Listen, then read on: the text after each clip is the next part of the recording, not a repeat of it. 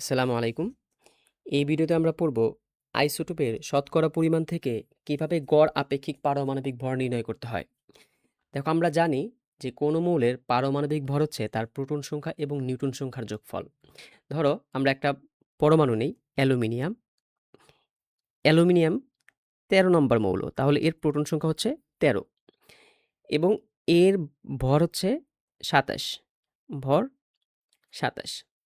তাহলে এর নিউটন সংখ্যা কয়টা?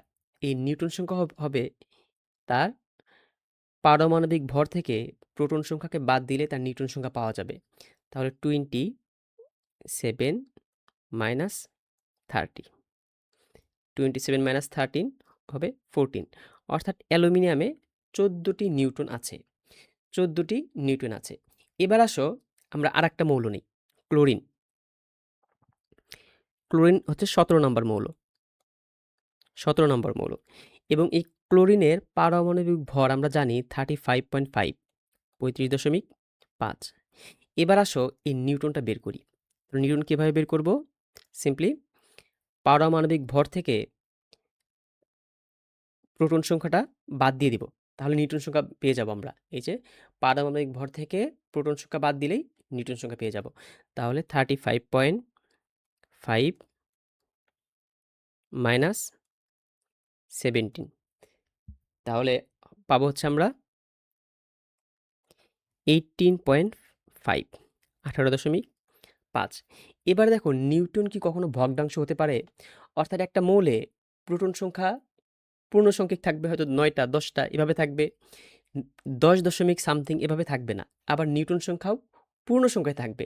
তাহলে দেখো, এই ক্লোরিন পরমাণুতে নিউটন সংখ্যা তোমার এখানে ভগ্নাংশ আসছে। তার মানে কি? এটা তার প্রকৃত নিউটন সংখ্যা না।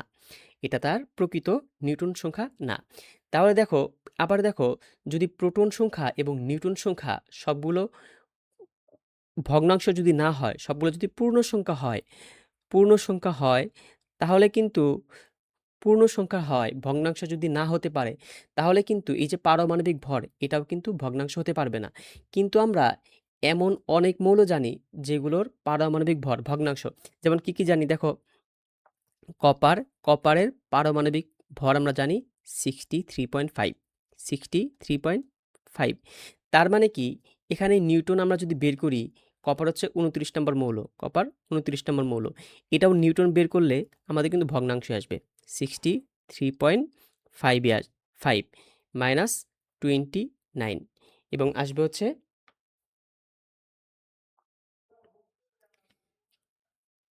34.5, 34.5।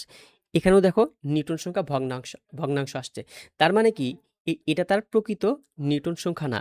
আচ্ছা, প্রকৃত নিউটন সংখ্যা যদি না হয়, তার মানে এই যে কপারের যে ভর, এটা কিন্তু তার প্রকৃত ভর না। আবার এই যে ক্লোরিনের যে ভর, এটা কিন্তু তার প্রকৃত ভর না। তাহলে এগুলা কিসের ভর? এগুলো হচ্ছে তাদের আইসোটোপ যেগুলো আছে, আইসোটোপগুলোর গড় আপেক্ষিক পারমাণবিক ভর। এবার আমরা দেখো, আমরা জানি ক্লোরিনের 2টা আইসোটোপ আছে। কি আইসোটোপ আছে?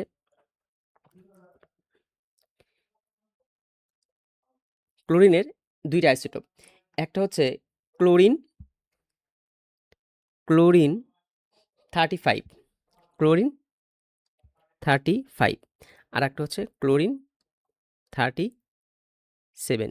অর্থাৎ ক্লোরিনের একটা আইসোটোপের ভর হচ্ছে 35, আরেকটা আইসোটোপের ভর 37 এবং ক্লোরিন কত নম্বরে থাকে? 17 নম্বরে থাকে। এবার দেখো, এবার আমরা যদি এটার নিউটন সংখ্যা বের করি, তাহলে কিন্তু আমরা পূর্ণ সংখ্যা পাবো।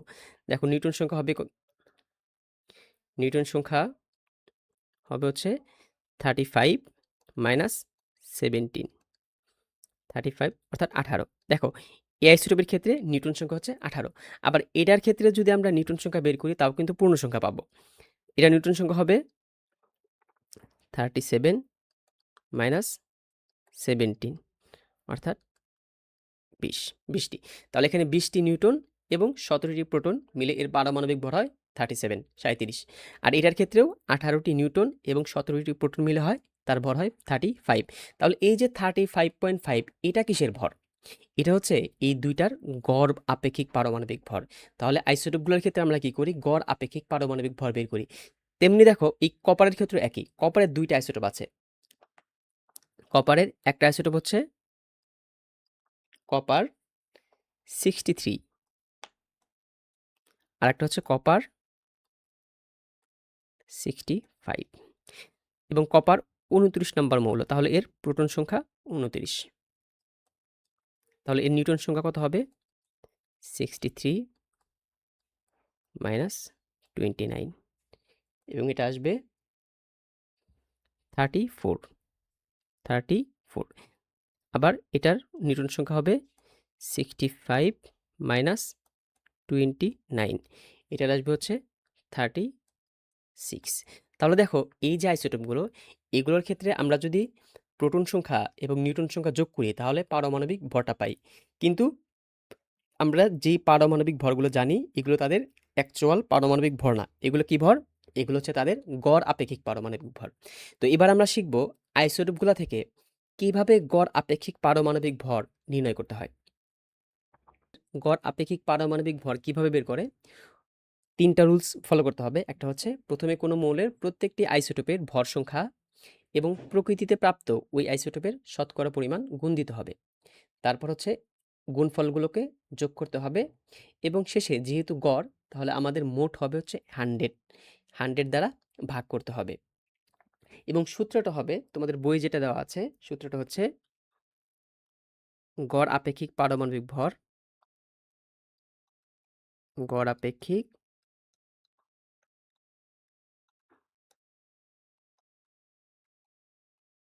আপেক্ষিক পারমাণবিক ভর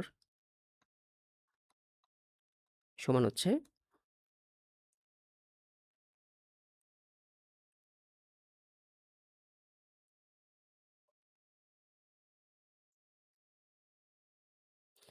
P into M plus Q into N divided 100, যেখানে এখানে পি হবে প্রথম আইসোটোপের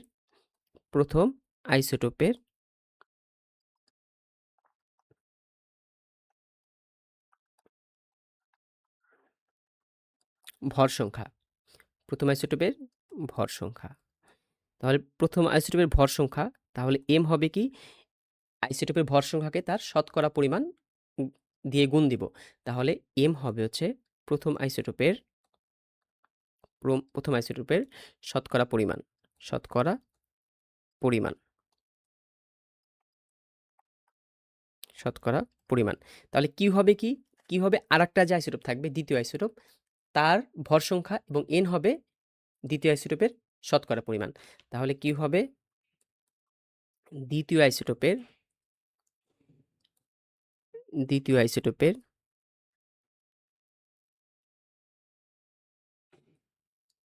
ভর সংখ্যা এবং এন হবে দ্বিতীয় আইসোটোপের শতকরা পরিমাণ, শতকরা পরিমাণ। তাহলে দেখো নিয়মটা কি? নিয়মটা হচ্ছে যদি ২টা আইসোটোপ দেওয়া থাকে তাহলে প্রথম আইসোটোপের ভরকে তার শতকরা পরিমাণ দিয়ে গুণ দেব। তারপর দ্বিতীয় আইসোটোপের ভরকে তার শতকরা পরিমাণ দিয়ে গুণ দিয়ে ২টা যোগ করব এবং 100 দ্বারা ভাগ করব। যদি ৩টা আইসোটোপ থাকে তাহলে তৃতীয় আইসোটোপের ভর সংখ্যাকে তার শতকরা পরিমাণ দিয়ে গুণ দিয়ে আমরা 100 দ্বারা ভাগ করে দেব। তো এভাবে খুব সহজেই মৌলের গড় আপেক্ষিক পারমাণবিক ভর কিন্তু নির্ণয় করা যায়। এটা হচ্ছে আমাদের মূল সূত্র। তাহলে চলো আমরা ২-১টা এক্সাম্পলের মাধ্যমে আরেকটু ক্লিয়ার হই। দেখো ক্লোরিন 35 এবং ক্লোরিন 37, এটা হচ্ছে ক্লোরিনের ২টি আইসোটোপ। এদের শতকরা পরিমাণ যথাক্রমে 75% এবং 25%।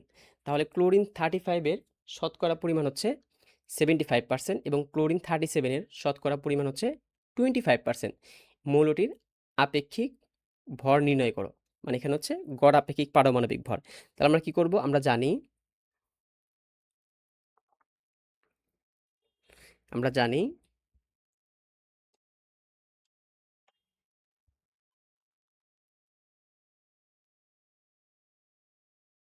আমরা জানি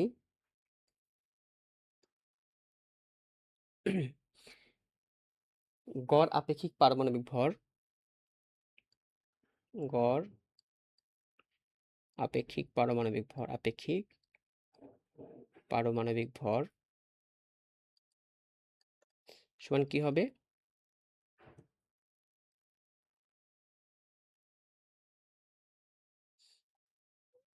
সমান হবে pm into qn, pm p into m into কি প্লাস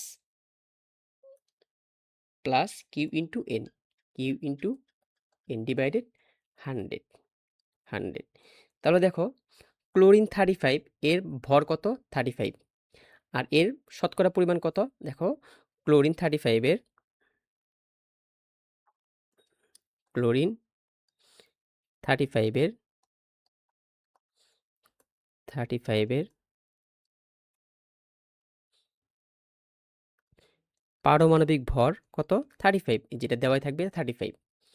পারমাণবিক ভর হচ্ছে 35 এবং ক্লোরিন এটার ক্লোরিন 35 এর শতকরা পরিমাণ কত?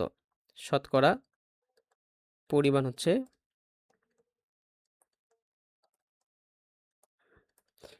হচ্ছে কত? 75%, 75%। তাহলে ক্লোরিন 37 যেটা আইসোটোপ, ক্লোরিন 37 এর পারমাণবিক ভর হচ্ছে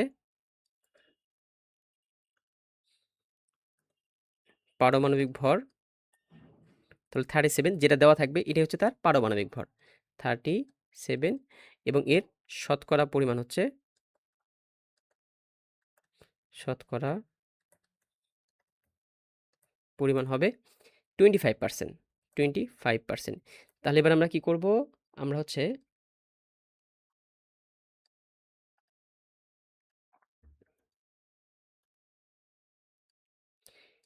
যার পারমাণবিক ভর তার পার্সেন্টেজ দ্বারা ভাগ দেব, যার পারমাণবিক ভর তার পার্সেন্টেজ দ্বারা ভাগ দেব,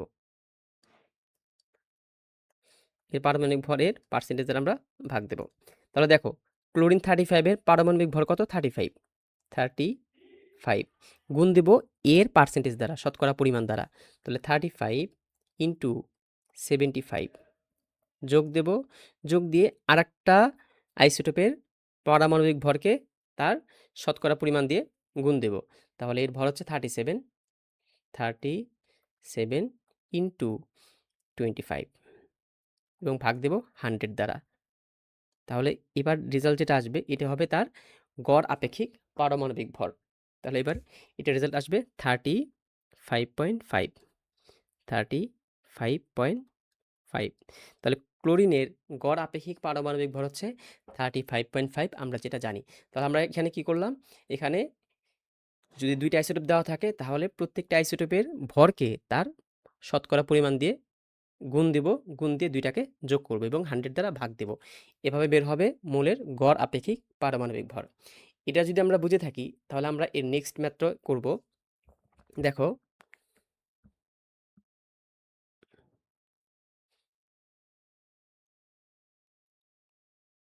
দেখো এখানে 3টা আইসোটোপ দেওয়া আছে কার্বনের, যে কার্বনের 3টা আইসোটোপ, একটা হচ্ছে 12 কার্বন 12, কার্বন 13, কার্বন 14, অর্থাৎ কার্বনের একটা ভর হচ্ছে 12, আরেকটার ভর 13, আরেকটার ভর 14, মানে যেটা দেওয়া থাকবে সেটা হচ্ছে কার্বনের সাথে সেটা তার ভর। 3টা আইসোটোপ, এদের শতকরা পরিমাণ হচ্ছে 99%, 0.75%, 0.25%। এবার আমরা চলো সরাসরি বের করে ফেলবো। তো আমরা জানি কি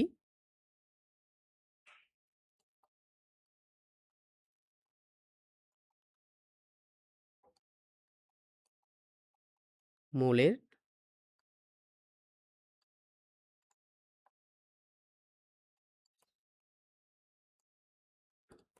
গড় আপেক্ষিক পারমাণবিক ভর।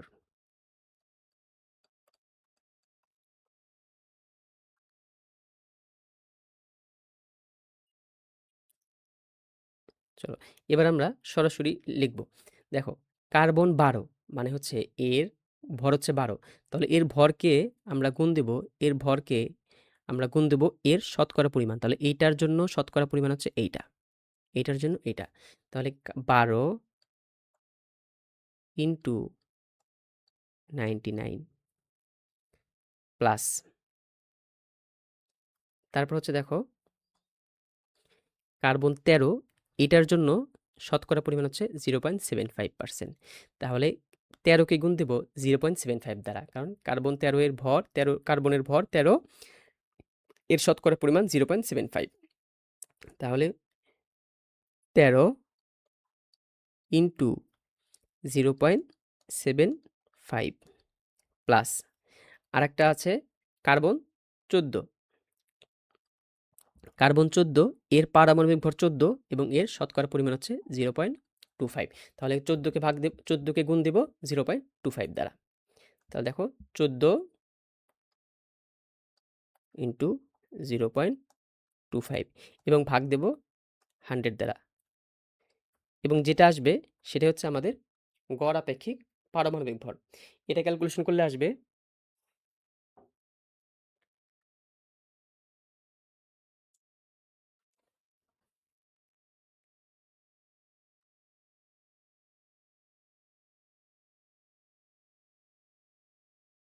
হচ্ছে 12.0125। এটা আসবে হচ্ছে 12.0125। তাহলে এটা হবে তোমার কার্বনের গড় আপেক্ষিক পারমাণবিক ভর। এটা হবে কার্বনের গড় আপেক্ষিক পারমাণবিক ভর। এটা হচ্ছে তার অ্যান্সার। তাহলে আমরা চাইলে খুব সহজেই কিন্তু মৌলের গড় আপেক্ষিক পারমাণবিক ভর বের করতে পারি। সিম্পলি যে কয়টা আইসোটোপ দেওয়া থাকবে, দেখ এখানে 3টা দেওয়া ছিল, যদি 4টা দেওয়া থাকে তাহলে আমরা প্রত্যেকটার পারমাণবিক ভরকে তার শতকরা পরিমাণ দিয়ে গুণ দিয়ে যোগ করে দেব এবং শেষে 100 দ্বারা ভাগ করব, এবং রেজাল্ট যেটা আসবে সেটা হবে মৌলের গড় আপেক্ষিক পারমাণবিক ভর।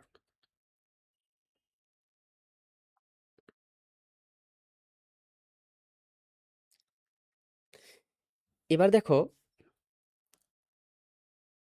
প্রকৃতিতে কপারের 2টি আইসোটোপ আছে, কপার 63 এবং কপার 65। কপারের গড় আপেক্ষিক পারমাণবিক ভর। এবার দেখো গড় আপেক্ষিক পারমাণবিক ভর দেওয়া আছে, গড় আপেক্ষিক পারমাণবিক ভরটা দেওয়া আছে। আর কি দেওয়া আছে? তাদের দুইটার ভর দেওয়া আছে, তাদের যে আইসোটোপ দ্বয়ের ভর দেওয়া আছে। এবার বের করতে বলেছে আইসোটোপ দ্বয়ের শতকরা পরিমাণ কত। তাহলে আমরা একটু উঠায় নেব যে কি কি দেওয়া আছে।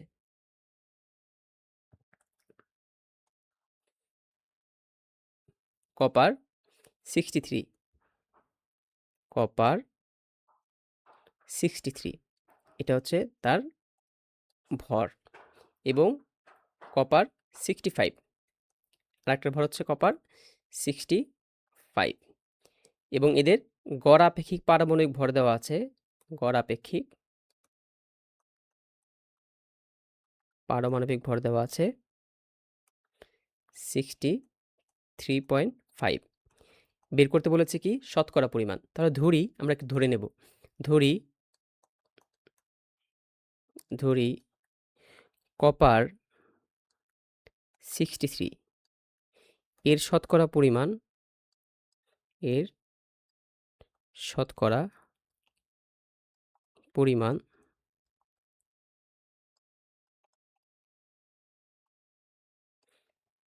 পরিমাণ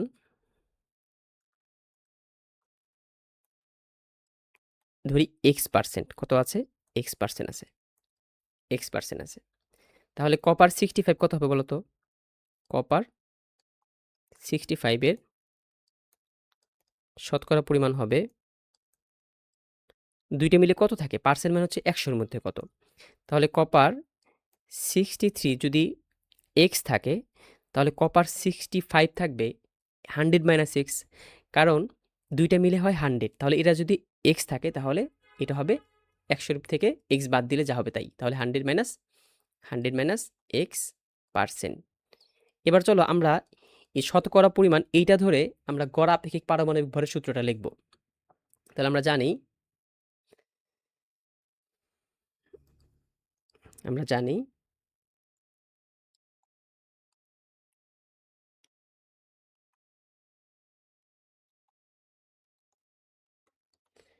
গড় আপেক্ষিক পারমাণবিক ভর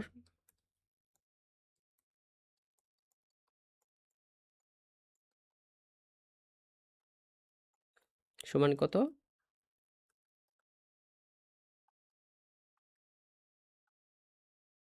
কি করব? প্রত্যেকের পারমাণবিক ভরকে তার শতকরা পরিমাণ দিয়ে গুণ দেব। তাহলে কপার 63 এর পারমাণবিক ভর 63 কপার 63 আছে কত পার্সেন্ট? দেখো আমরা ধরে নিয়েছি কপার 63 এর শতকরা পরিমাণ x%, তাহলে ইনটু x প্লাস কপার 65 এর ভর হচ্ছে 65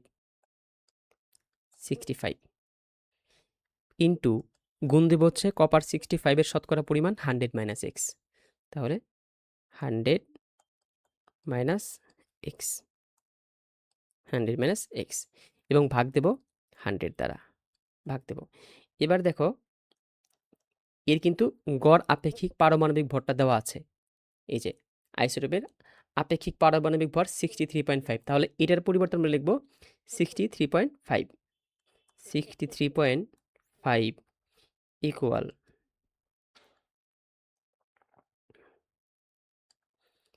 কত 63 ইন্টু এক্স, তাহলে 63x প্লাস 65 ইন্টু 100, তাহলে 65 দুইটা শূন্য প্লাস মাইনাসে মাইনাস মাইনাস 65 ইন্টু এক্স, তাহলে 65x 65x ভাগ দেব 100 দ্বারা।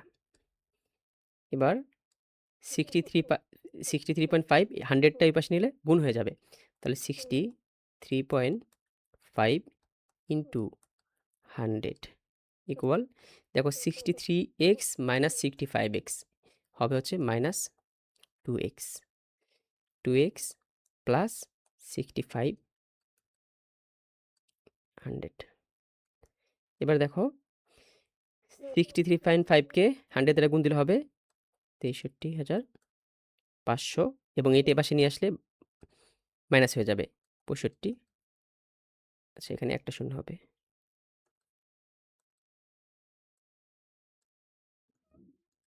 এটা গুণ দিলে হবে 63,500 6350 মাইনাস 6500 ইকুয়াল মাইনাস 2x। এবার x এর মান বের করব। দেখো এটা তোমার বিয়োগ দিলে হবে হচ্ছে minus 150 equal minus 2x minus minus কাটা চলে যাবে, তাহলে 2x ইকুয়াল টু 150, তাহলে x equal to 75 x equal to 75। তাহলে x এর মান ছিল হচ্ছে তোমার আমরা ধরে নিয়েছিলাম কপার 63 আছে x%, তাহলে অতএব কপার 63 আছে কত percent? x%, x sorry x মানে 75%, 75%। তাহলে কপার 65 কত থাকবে? 100 মাইনাস 75, তাই না? তাহলে কপার 65 আছে 100 মাইনাস 75। এই যে আমরা ধরে নিয়েছিলাম কপার 65 এর শতকরা পরিমাণ 100 মাইনাস x, তাহলে x এর মান হচ্ছে 75, তাহলে 25%।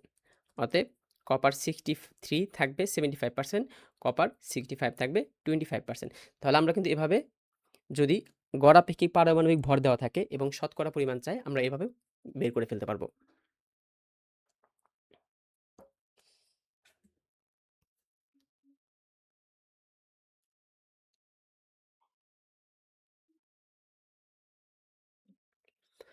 আমরা আরেকটা ম্যাথ করব।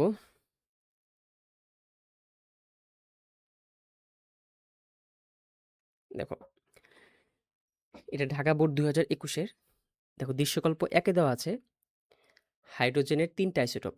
হাইড্রোজেন একটার ভর হচ্ছে 1, একটার ভর 2, একটার ভর 3। হাইড্রোজেন মূলত 3টি আইসোটোপ। এর মধ্যে প্রথম আইসোটোপটির প্রকৃতিতে প্রাপ্ত শতকরা পরিমাণ 99.8%, অর্থাৎ এইটা থাকবে হচ্ছে 99.8%। তারপর হচ্ছে এবং মৌলটির গড় আপেক্ষিক পারমাণবিক ভর 1.00025। গ নম্বরে বলা আছে দৃশ্য 1-এর আলোকে মৌলটির দ্বিতীয় এবং তৃতীয় আইসোটোপের শতকরা পরিমাণ নির্ণয় করো। এবার দেখো একটার শতকরা পরিমাণ দেওয়া আছে, এই পরের দুইটার শতকরা পরিমাণ বের করতে বলেছে। তাহলে আমরা কিভাবে বের করব? চলো আমরা সিম্পলি আগের যে নিয়ম, সেই নিয়ম দ্বারা আমরা করব। তাহলে আমরা ৩ টা আইসোটোপের ক্ষেত্রে শতকরা পরিমাণ আগে বের করে নেব। তাহলে দেখো H1 এর ক্ষেত্রে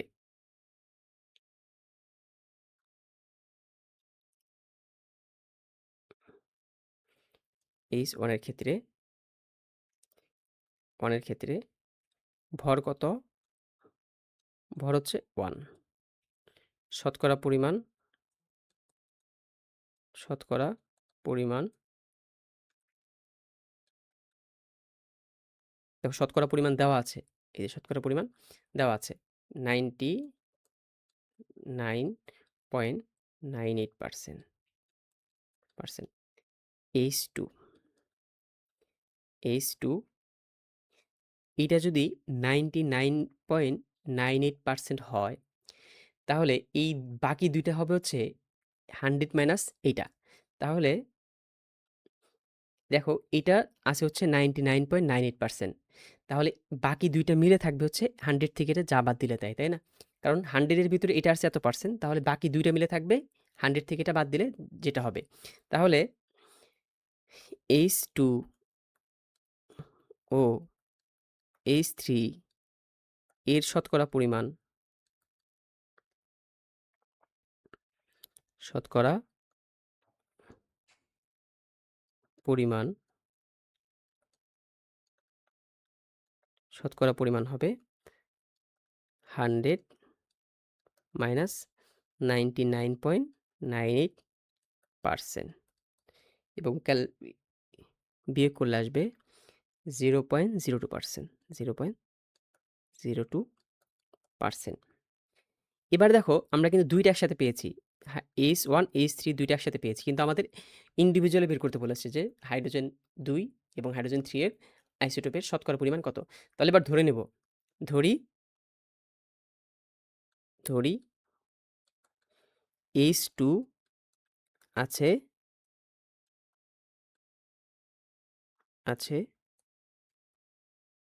X%। আর H3 তাহলে কত থাকবে? H3 আছে, এবার কি 100 মাইনাস X হবে? 100 মাইনাস X কিন্তু হবে না। কারণ H2 এবং H3 এই ২ টা মিলে আছে হচ্ছে 0.02%। আর H1 ছিল 99.98%, তো এটা আগেই বাদ। তো এবার আমরা ২ টা মিলে আছে 0.02%, তাহলে H2 যদি থাকে X%, তাহলে H3 থাকবে এইখান থেকে X বাদ। তাহলে H3 থাকবে 0.02 মাইনাস X%।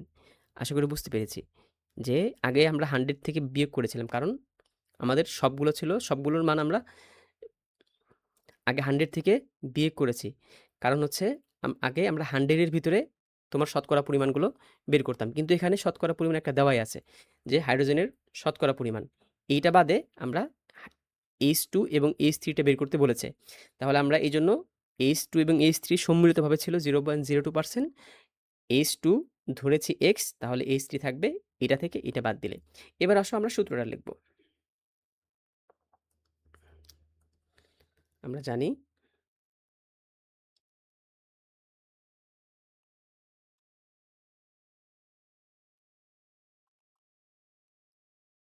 গড় আপেক্ষিক পারমাণবিক ভর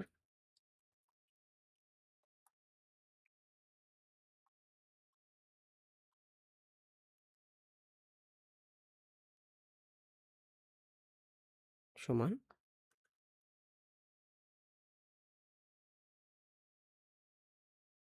দেখো কি দেওয়া আছে? হাইড্রোজেন এর ভর 1, তাহলে 1 কে গুণ দেব, এর শতকরা পরিমাণ কত? 99.98% ইন্টু 99.98 প্লাস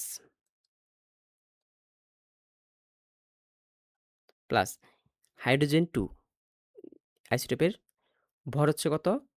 2, তাহলে 2 এর ভর হচ্ছে 2, যে 2 এবং আছে হচ্ছে X%। 2 into X% into X plus এবং হাইড্রোজেন 3 যেটা, এটার শতকরা পরিমাণ 0.02 মাইনাস এক্স, তাহলে 3 ইন্টু 0.02 মাইনাস এক্স, তাহলে 3 into 0.02 minus x divided 100 divided 100। এর গড় আপেক্ষিক পারমাণবিক ভর দেওয়া ছিল কত? দেখো 1.00025, 1.00025 ইকুয়াল,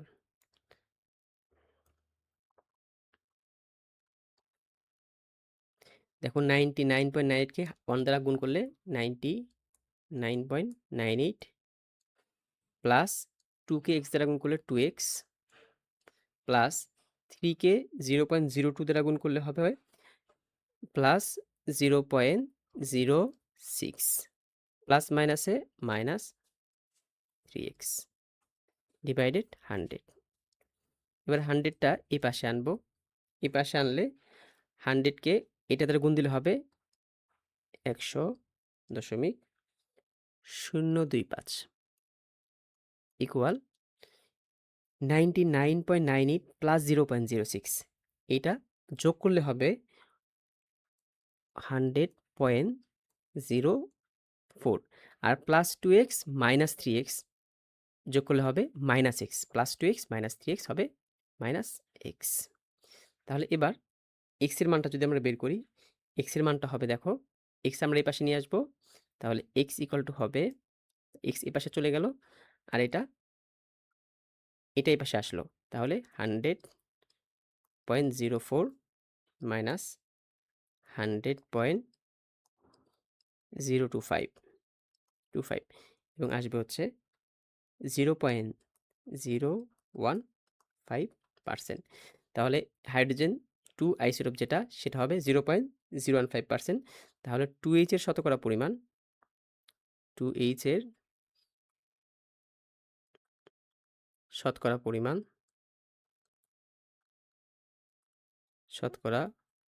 পরিমাণ হবে 0.015%। আর 3H যেটা এর শতকরা পরিমাণ হবে